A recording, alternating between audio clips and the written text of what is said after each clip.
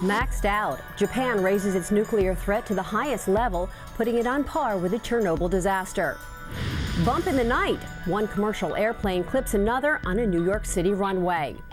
And robbery fails. Surveillance video captures a brazen smash and grab attempt at a Hawaii jewelry store. Good morning, I'm Dara Brown. Those stories and more are straight ahead. This is First Look on MSNBC.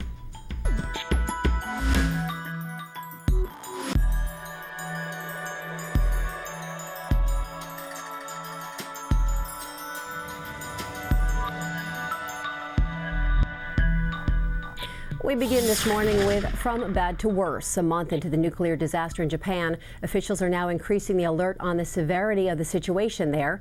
This as the country continues to deal with even more powerful aftershocks. NBC's Dan Sheneman reports.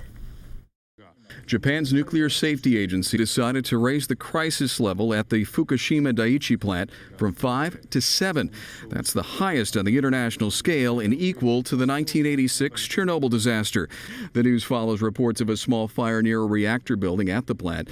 But Tokyo Electric and Power, the operator of the plant, said it was extinguished quickly. A company spokesman said Japan's self-defense forces were called in to battle the flames.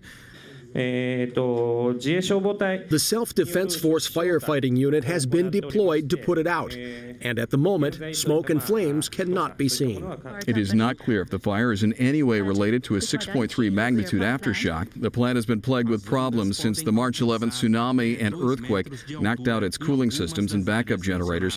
Dan Sheneman, NBC News.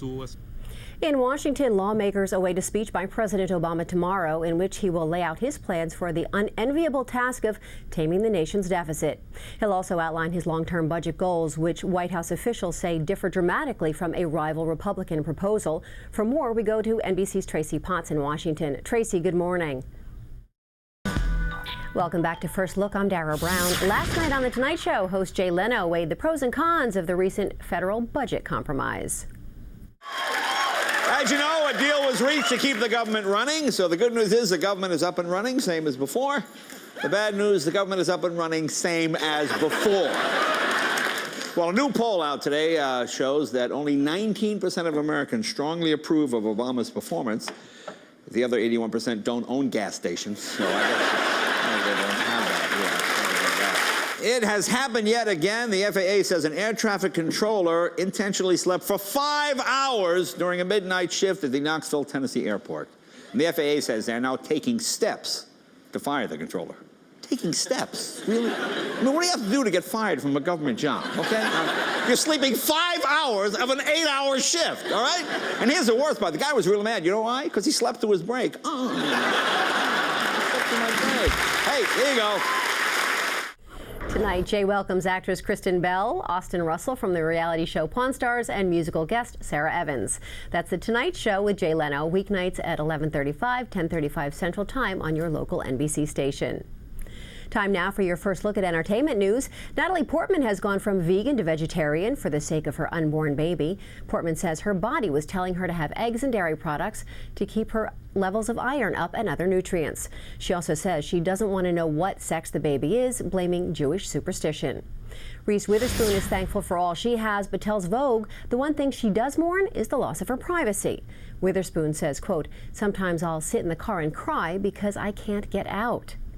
Once one of the richest couples in England, both wildly free spending and generous to charities, now Ozzy and Sharon Osbourne owe the U.S. more than $1.7 million in back taxes and face losing one of their Los Angeles homes. Finally, a 1938 first edition Superman comic stolen over a decade ago from Nicolas Cage has been found in a California storage facility. He wants it back, but first claim goes to the insurance company that paid him for it. Well, do any of your children collect comic books? You know, I'm not into comic books yet. They're still too young, but they are totally into the Superman, Batman phase, so I'm sure I'm going to get there. You get there, and of course the Superman movies will be coming out shortly too, so. Oh yeah, well the Spider-Man, very, very hot. Spider-Man's very, very hot. Yep. So Bill, thanks for today.